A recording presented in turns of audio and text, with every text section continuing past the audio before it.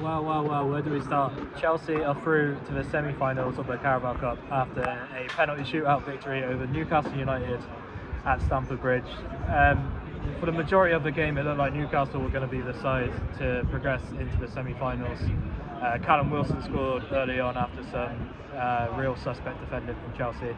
First, Levi Colwill gave it away on the halfway line, and then Benoit Badiashile looked like he had dealt with Wilson, but Wilson capitalised on a bit of a stumble from Badiashile and fired past Petrovic. And from then on in, Chelsea were the better team, but without threatening Newcastle's goal too much. But in the second half, they looked a lot better. They sort of camped in Newcastle's half and put constant pressure on them.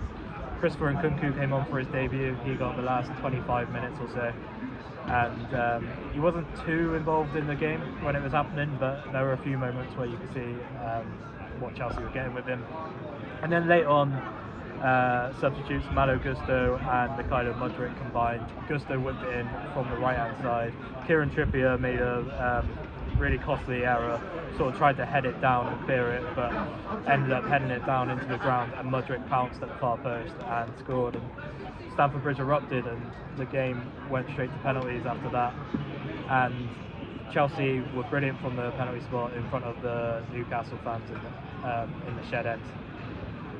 They scored all 4 of their penalties. First Cole Palmer, then Conor Gallagher. Christopher Nkunku took his penalty really well, and then Mykhailo Mudryk scored their final penalty. Kieran Trippier, who was at fault for Chelsea's equaliser, he put his penalty wide, so it was a really bad evening for him after coming on in the second half. And Matt Ritchie, another substitute, missed his penalty. George Petrovic saved it brilliantly, and yeah, Stamford Bridge was in full voice at the end.